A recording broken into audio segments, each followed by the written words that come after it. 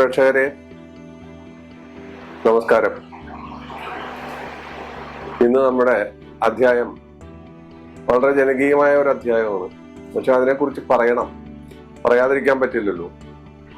പലപ്പോഴും ഇത് സ്പർശിച്ചിട്ടുണ്ട് പല എപ്പിസോഡുകളിലും. 10, 200, 250 എപ്പിസോഡായി. അതിലെല്ലാം ഇതൊക്കെ കടന്നു വന്നിട്ടുണ്ട്. പക്ഷെ ഇന്നിതിപ്പോ പ്രത്യേകം സ്പെഷ്യലൈസ് ചെയ്ത് പറയണം. മധ്യമരജു വിവാഹപ്പൊരുത്തത്തില്, വിവാഹ കാര്യത്തില് 10 കാര്യങ്ങൾ നമ്മൾ നോക്കും. രാശി, രാശ്യാധിപൻ, വശ്യം, മഹേന്ദ്രൻ, ഗണം, യോനി, രജു, വേദം, ദിനം, ഇങ്ങനെയൊക്കെയുള്ള 10 കാര്യങ്ങളാണ് നമ്മൾ നോക്കുന്നത്. ഈ 10 കാര്യത്തില് കുറെ അധികം ഒരു 45% മുതൽ മേപ്പോട്ട് നമ്മൾ കിട്ടിക്കഴിഞ്ഞാൽ അത് പാസ്സാക്കാറുണ്ട്. ചിലതുണ്ടാവും, ചിലതുണ്ടാവില്ല, അങ്ങനെ പോകും. പൊരുത്ത കാര്യത്തില് ചിലർക്ക് 10-8 പൊരുത്തം വരെയൊക്കെ കിട്ടാം. 10-9 പൊരുത്തം കിട്ടുന്ന ആളുകളും അത്യപൂർവമായിട്ടുണ്ട്. അല്ലാണ്ട് 10-10 പൊരുത്തമാണ് ഒരു നാളും ഇല്ല. അതും പ്രത്യേകം. എല്ലാവരും പറയും 10-10 പൊരുത്തമാണ്, ചേർത്തിട്ട് എന്തുണ്ടായി എന്നൊക്കെ പറയും. അങ്ങനെ ഒരു നാളില്ല. 10-9 പൊരുത്തം വരെയൊക്കെ കിട്ടാം. 4.5 മുതൽ മേപ്പോട്ട് നമ്മൾ എടുക്കാറുണ്ട്, 45%. പക്ഷെ മധ്യമരജു നാളുകള് ഒരിക്കലും ഒരാളും കൂട്ടിച്ചേർക്കാൻ അറിഞ്ഞുകൊണ്ട് ആ കാര്യം സമ്മതിക്കാറില്ല. കാരണം മധ്യമരജു നാളുകൾ ഏതൊക്കെയാണ്? ഭരണി, പൂരം, പൂരാടം, മകീരൻ, ചിത്തിര, അവിട്ടം, പൂയം, അനിഴം, ഉത്രട്ടാതി. ഭരണി, പൂരം, പൂരാടം ശുക്രന്റെ നക്ഷത്രങ്ങളാണ്, ജന്മ നക്ഷത്രങ്ങളാണ്. മകീരൻ, ചിത്തിര, അവിട്ടം ചൊവ്വയാണ് അതിന്റെ നാഥൻ. പൂയം, അനിഴം, ഉത്രട്ടാതി ശനിയാണ് അതിന്റെ നാഥൻ. ഈ 9 നാളുകൾ തമ്മിൽ യാതൊരു കാരണവശാലും വിവരമുള്ളവർ തമ്മിൽ കൂട്ടിച്ചേർക്കാറില്ല. പക്ഷെ ഈ നാളുകൾ തമ്മിൽ കൂട്ടിച്ചേർത്തില്ലെങ്കിലും ചിലപ്പോൾ കൂട്ടിച്ചേരും. വശ്യം എന്ന് പറയുന്ന ഒരു പൊരുത്തത്തെ കുറിച്ച് ഞാൻ ഒരു വീഡിയോ ചെയ്തിട്ടുണ്ട്. അപ്പൊ ഈ വശ്യം എന്ന് പറയുന്ന സംഗതി ഉണ്ടാക്കുന്ന കുഴപ്പമെന്ന് വെച്ചാൽ പെട്ടെന്ന് ആകർഷിക്കപ്പെടും. അപ്പം മധ്യമരജു അറിയില്ല, മറ്റൊന്നും അറിയില്ല. ഇവര് തമ്മിൽ പ്രണയബദ്ധരായി പോവും. അങ്ങനെ വിവാഹം നടക്കും. പിന്നീടാണ് കയ്പും മധുരവും പുളിപ്പും ഒക്കെ വരുന്നതും അകന്നു പോകുന്നതും. ഇത് നിത്യജീവിതത്തിലെ സാധാരണ സംഭവമാണ്. എന്നുവെച്ചാൽ പ്രേമവിവാഹം ആദ്യം മധുരിക്കും, പിന്നെ കഴിക്കും, അങ്ങനെയൊക്കെ പോകും. അതിനൊക്കെ കാരണമുണ്ട്. ഇതിന്റെ പിന്നിലൊക്കെ കാരണങ്ങളുണ്ട്. മധ്യമരജു നാളുകൾ തമ്മിൽ ബന്ധപ്പെട്ടാൽ ഭരണി, പൂരം, പൂരാടം, മകീരൻ, ചിത്തിര, അവിട്ടം, പൂയം, അനിഴം, ഉത്രട്ടാതി ഈ നാളുകൾ തമ്മിൽ കണക്ട് ചെയ്താൽ, ഈ നാളുകൾ തമ്മിൽ വിവാഹം കഴിച്ചാൽ, ഒന്നുകിൽ വരനോ വധുവോ അകന്നു കഴിയുക. ഒരാൾ വിദേശത്തായിരിക്കും, ഒരാൾ സ്വദേശത്തായിരിക്കും. ഇവര് തമ്മില് കൊല്ലത്തില് വല്ല 2, 3 അല്ലെങ്കിൽ 8, 10 ദിവസം, അല്ലെങ്കിൽ 1 മാസമൊക്കെ ആയിരിക്കും കാണുന്നതും കാണാതിരിക്കുന്നതും. അതൊരു വശം. അടുത്ത് കഴിയുകയാണെന്ന് വിചാരിക്കാം. അപ്പൊ നമ്മുടെ സംഗതി വശാൽ നമ്മുടെ നാട്ടിൽ തന്നെ ജോലിയാണ്, 2 പേരും ജോലിക്കാരാണ്, അല്ലെങ്കിൽ 2 പേരും ജോലി ഇല്ലാത്തവരാണെന്ന് വിചാരിക്കുന്നത്. ഏത് തരത്തിലും വരാം. അടുത്ത് കഴിഞ്ഞാൽ നിത്യകലഹം. ആദ്യത്തെ മധുരമൊക്കെ കഴിഞ്ഞാൽ പിന്നെ സംശയം തുടങ്ങി, കലഹം തുടങ്ങി, അന്യോന്യം അകൽച്ച, ജീവിത സൗഭാഗ്യങ്ങളില്ല,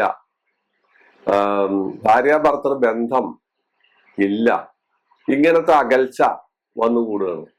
ഈ അകൽച്ച വഴക്കിലേക്ക് വരുന്നു, അടിപിടിയാകുന്നു, ചിലത് ഡൈവോഴ്സിൽ പോകുന്നു, ചിലത് അല്ലാത്ത രീതിയിൽ പോകുന്നു. അത് ഏത് തരത്തിലും ആകാം. നമുക്ക് ഇന്ന തരത്തിലൊന്നും പറയാൻ പറ്റില്ല. ഇതാണ് മധ്യമരജു ദോഷം എന്ന് പറയുന്ന അവസ്ഥയുടെ പരിണിത ഫലം. അപ്പൊ അമേരിക്കക്കാരൊക്കെ മധ്യമരജു നോക്കിയിട്ടാണ് കല്യാണം കഴിക്കുന്നത്. റഷ്യയിലും ചൈനയിലും ഒക്കെ മധ്യമരജു നോക്കിയിട്ടാണ് കല്യാണം കഴിക്കുന്നത്. ഇതൊന്നും നോക്കിയിട്ടല്ല കല്യാണം കഴിക്കണം. പക്ഷെ കല്യാണം കഴിച്ചു കഴിഞ്ഞാൽ അമേരിക്കക്കാര് ഒരേ സമയം തന്നെ 3 ഭാര്യമാരെയും അല്ലെങ്കിൽ 5 ഭാര്യമാരെയൊക്കെ ഉപേക്ഷിക്കുകയും സ്വീകരിക്കുകയൊക്കെ ചെയ്യുന്നുണ്ട്. മറ്റു രാജ്യങ്ങളിൽ ഇതൊക്കെ സംഭവിക്കുന്നുണ്ട്. അതിന്റെ ചരിത്ര പശ്ചാത്തലം, അതിന്റെ കാര്യങ്ങളൊന്നും ആരും അന്വേഷിക്കാറൊന്നുമില്ല. അതവിടെ സ്വാഭാവികമായ കാര്യമാണ്. ഷർട്ട് മാറുന്ന രീതിയിലോ അല്ലെങ്കിൽ സാരി മാറുന്ന രീതിയിലോ ഭാര്യയും ഭർത്താവിനെയൊക്കെ ഉപേക്ഷിക്കുക എന്ന് പറയുന്നത് അത്തരം അത്യാധുനിക രാജ്യങ്ങളിൽ ഒരു സർവ്വസാധാരണ സംഭവമാണ്. അപ്പൊ ഇതിന്റെ പിന്നിൽ ഇതുണ്ടാവും. പക്ഷെ നമ്മളിപ്പോ അവരുടെ സ്വിറ്റ്സർലാൻഡുകാരന്റെ, അമേരിക്കക്കാരന്റെ, ഇസ്രായേലുകാരന്റെ ഒന്നും നമ്മൾ ജനനസമയം എടുത്ത് ജാതകം ഉണ്ടാക്കിയിട്ട് ഇത് എന്തുകൊണ്ടാണ് ഇങ്ങനെയൊക്കെ സംഭവിച്ചത് എന്നൊന്നും നമുക്ക് പറയാൻ പറ്റില്ല. അതൊക്കെ അവിടെ സംഭവിക്കുന്നുണ്ട്. ഭാരതീയ സംസ്കാരം, ഭാരതീയ ആർഷ സംസ്കാരം, ഈ സംസ്കാരവുമായി ബന്ധപ്പെട്ട വേദോപനിഷത്തുകളും ജ്യോതിഷം അതുപോലുള്ള മഹത്തായ ശാഖകളും നമുക്ക് പല കാര്യങ്ങളും മറ്റുള്ളവരിൽ നിന്ന് വ്യത്യസ്തമായിട്ട് അറിഞ്ഞു തന്നിരിക്കുന്നു. അതിന് നിയമങ്ങൾ, വളരെ കറക്റ്റായിട്ടുള്ള നിയമങ്ങൾ, കണക്കിന്റെ ബന്ധപ്പെടലുകൾ, പ്രകൃതിയുടെ ബന്ധം, നവഗ്രഹങ്ങളുടെ ബന്ധം എല്ലാം ഇതുമായി ബന്ധപ്പെടുത്തിയാണ് ഇതുണ്ടാക്കിയിരിക്കുന്നത്. അത് ഭാരതത്തിൽ മാത്രമേ ഉള്ളൂ. പക്ഷെ ഗ്രീസില് ഇതുപോലുള്ള കാര്യങ്ങളുണ്ട്. ഷേക്സ്പിയറിന്റെ കാലത്ത് ഷേക്സ്പിയർ ഇത്തരം കാര്യങ്ങൾ തന്റെ പല കൃതികളിലും ഉപയോഗിച്ചതായി കാണാം. കാരണം നമ്മുടെ ഭാരതീയ ആചാരങ്ങളുമായി ബന്ധമുള്ളതായ കാര്യങ്ങൾ, പ്രത്യേകിച്ച് ഷേക്സ്പിയർ കൃതികളിലെ പ്രേതം, അതുപോലുള്ള ഏരീസ്, വിച്ചസ്, ടെമ്പസ്റ്റ്, ഇങ്ങനെയൊക്കെ ഒരുപാട് സംഗതികള് ഷേക്സ്പീരിയൻ കൃതികളിലും അതുപോലെ ഗ്രീക്ക് കൃതികളിലും വരുന്നുണ്ട്.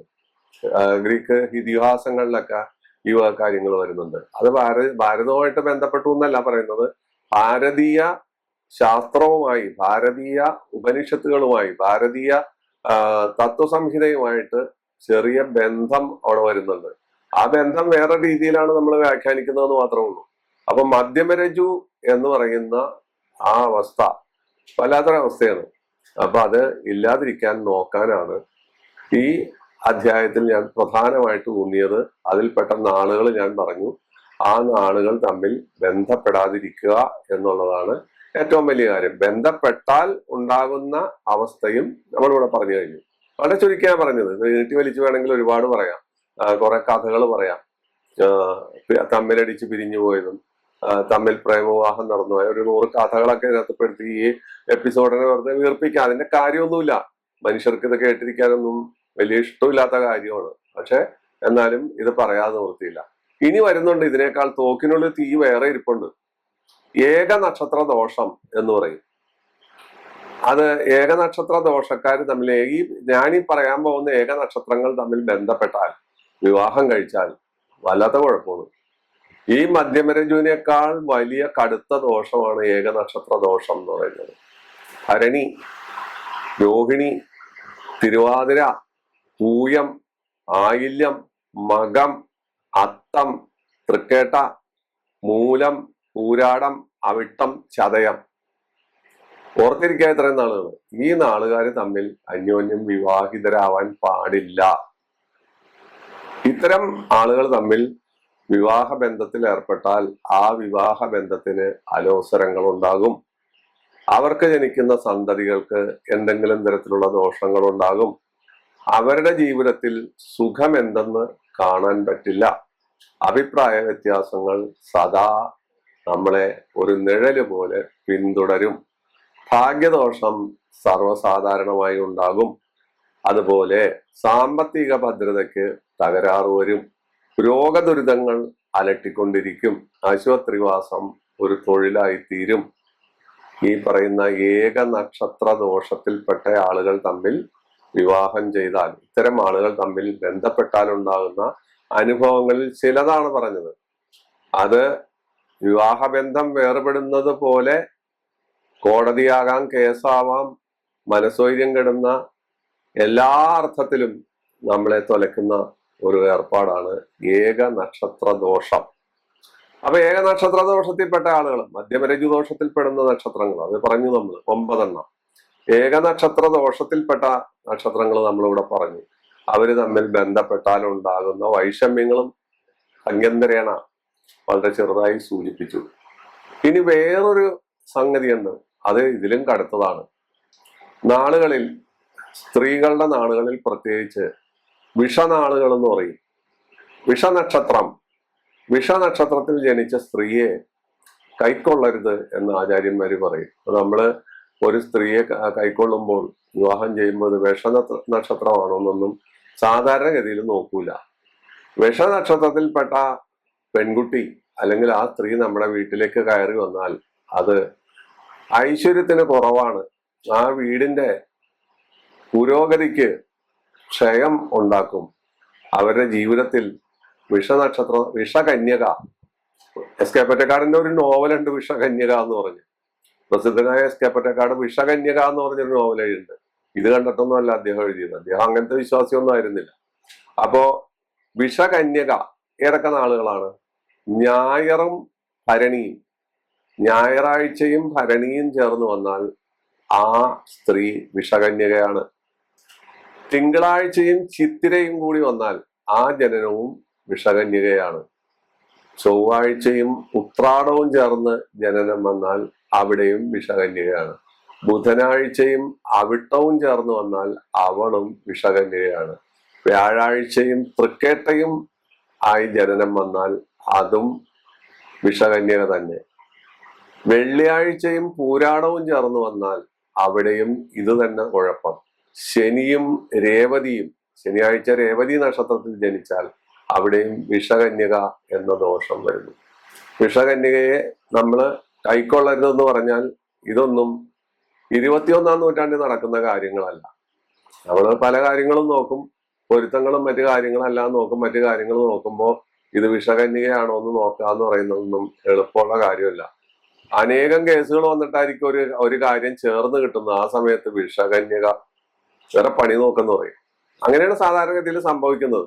പക്ഷെ വിഷകന്യകയെ കൈക്കൊള്ളുമ്പോൾ ഉണ്ടാകുന്ന ദോഷങ്ങളെ കുറിച്ച് ഞാൻ സാമാന്യമായി പറഞ്ഞു. കാരണം ഐശ്വര്യത്തിന് കുറവ് വരിക, കലഹ സ്വഭാവം ഉണ്ടാകുക, അതുപോലെ ധനവ്യയം ഉണ്ടാകുക, അതുപോലെ ഉണ്ടായ ധനം നഷ്ടപ്പെടുക, സന്താന ജനനത്തിന് തടസ്സം വരിക, സന്താനങ്ങൾക്ക് ഭാഗ്യദോഷം വരിക, സന്താനങ്ങൾക്ക് അംഗവൈകല്യം വരിക, ഇങ്ങനെയൊക്കെയുള്ള കാര്യങ്ങൾ സാധാരണ ഉണ്ടാകുമെന്ന് ആചാര്യന്മാർ പറയുന്നു. പ്രാർത്ഥന കൊണ്ടും മറ്റു കാര്യങ്ങൾ കൊണ്ടും അല്ലാതെ മാറാം. പൂജകളും വഴിപാടുകളും എലസുകളും കല്ലുകളും അല്ല, അതെല്ലാം തട്ടിപ്പാണ്. പ്രാർത്ഥന കൊണ്ടും നമ്മുടെ ശക്തിയായ ആ മനഃശക്തി കൊണ്ടും ഇതെല്ലാം മാറി നമുക്ക് ഒരു പുതിയ സൂര്യോദയം ഉണ്ടാകാറുണ്ട്. അത് വേറൊരു വിഷയം. അത് നമ്മുടെ വ്യക്തിയെ, ജീവിതത്തെയും മറുപക്ഷത്തുള്ള ജാതകത്തിന്റെ യോഗബലത്തെയും അടിസ്ഥാനപ്പെടുത്തിയാണ് ഇതെല്ലാം മാറിപ്പോകുന്നത്. ഇനി മധ്യമരജു, ഏകനക്ഷത്ര ദോഷം, വിഷകന്യക, ഈ 3 കാര്യങ്ങൾ പറഞ്ഞു.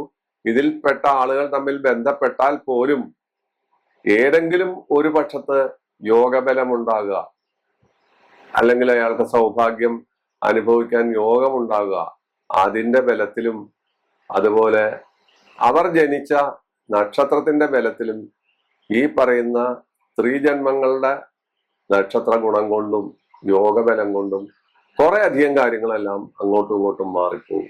പക്ഷേ ഇതിന്റെ ഒരു ഒരു അനുരണം, ഇതിന്റെ ഒരു ഒരു എന്താ പറയുക, ഒരു ഫ്ലേവർ ജീവിതത്തിൽ എപ്പോഴും അനുഭവപ്പെട്ടുകൊണ്ടിരിക്കും. എല്ലാം ഉണ്ട് ഒന്നുമില്ല എന്നുള്ളൊരു തോന്നല് പലപ്പോഴും ഈ വിഭാഗക്കാരെ സംബന്ധിച്ച് ഉണ്ടാകും. എനിക്കെല്ലാം ഉണ്ട്, എല്ലാ സൗഭാഗ്യവും ഉണ്ട്, പക്ഷെ അനുഭവയോഗ്യമല്ല, ഞാൻ ഒന്നിലും തൃപ്തയല്ല, എന്റെ ജീവിതം ഇങ്ങനെ ആയിപ്പോയി എന്നെല്ലാം ആളുകൾ കംപ്ലൈന്റ് പറയുമ്പോൾ നമ്മളിത് ചൂഴ്ന്ന് അന്വേഷിക്കുകയാണ്. എവിടെയാണ് കംപ്ലൈന്റ്, എവിടെയാണ് ഈ ദോഷം കിടക്കുന്നത്? ഒരു എഞ്ചിൻ സ്മൂത്ത് ആയിട്ട് ഓടാതെ വരുമ്പോൾ അത് പോയി വർക്ക്ഷോപ്പിൽ കൊണ്ട് ചെക്ക് ചെയ്ത് നോക്കുമ്പോൾ ഇന്ന ഡിഫക്റ്റ് ആണ് എന്ന് നമ്മൾ അവിടെ കണ്ടെത്തുകയാണ്. അതുപോലെയാണ് ഈ കാര്യത്തിലും 3 കാര്യങ്ങളാണ് ഞാനിവിടെ സ്പർശിച്ചത്. 3ഉം വളരെ ചെറിയ കാര്യങ്ങളാണ്, എന്നാൽ അത് ഭീകരമായ കാര്യങ്ങളാണ്. മധ്യമരജു ആവട്ടെ, ഏകനക്ഷത്ര ദോഷമാവട്ടെ, വിഷകന്യകയാവട്ടെ, ഇതെല്ലാം ജീവിതത്തിൽ താറുമാറുകളും പ്രശ്നങ്ങളും ഉണ്ടാക്കുന്ന വസ്തുതകളാണ്. അതിനെക്കുറിച്ചുള്ള ഒരു ഏകദേശ വിവരമാണ് പ്രേക്ഷകർക്ക് തരുന്നത്. ഇത് നിങ്ങൾ സൂക്ഷിക്കുക. ഇനി അങ്ങനെയുള്ള ബന്ധത്തിലാണ് ഞാൻ ഏർപ്പെട്ടത്, ഞാൻ ഭാര്യയെ ഉപേക്ഷിക്കാൻ പോണു, ഞാൻ ഭർത്താവിനെ ഉപേക്ഷിക്കാൻ പോണു, ഡൈവോഴ്സ് നോട്ടീസ് കൊടുക്കാൻ പോണെന്ന് പറഞ്ഞ് ആരും തുനിയണ്ട.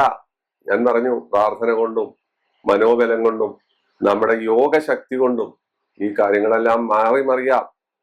എന്നിരുന്നാലും സാധാരണ രീതിയിൽ പറയുന്ന രീതിയിൽ എത്ര മുളകിട്ട് കൂട്ടാനുകൾ ഉണ്ടാക്കി ആ മുളകിന്റെ കുത്ത്, ആ മുളകിന്റെ ശക്തി കുറക്കാൻ വെളിച്ചെണ്ണ ഒഴിക്കും. പക്ഷെ മുളകായിട്ട് തന്നെ അവിടെ നിൽക്കും. അതിന്റെ ബലം കുറച്ച് കുറയും. എന്നല്ലാതെ ആ വെളിച്ചെണ്ണയ്ക്ക് മുളകിനെ ഇല്ലാതാക്കാൻ പറ്റില്ല. ഇതാണ് നിത്യസത്യം. ഇതാണ് ഇന്നത്തെ ഈ കൊച്ചു എപ്പിസോഡിന്റെ ഇതിവൃത്തം. ഇത് നിങ്ങൾ ഉൾക്കൊള്ളുമെന്ന് എനിക്ക് വിശ്വാസമുണ്ട്. നിങ്ങൾക്ക് ഇത്തരത്തിലുള്ള കാര്യങ്ങൾ താല്പര്യമുണ്ടെന്നുള്ള വിശ്വാസമുണ്ട്. പലരും പറയുന്നതനുസരിച്ചാണ് ചെറിയ ചെറിയ അധ്യായങ്ങൾ ഇപ്പോൾ തയ്യാറാക്കുന്നത്. ഇത്രയും പറഞ്ഞ് നല്ല വാക്കുകൾ കേട്ടിരുന്ന നിങ്ങൾക്ക് നന്ദി പറഞ്ഞ് തൽക്കാലം വിട. നമസ്കാരം.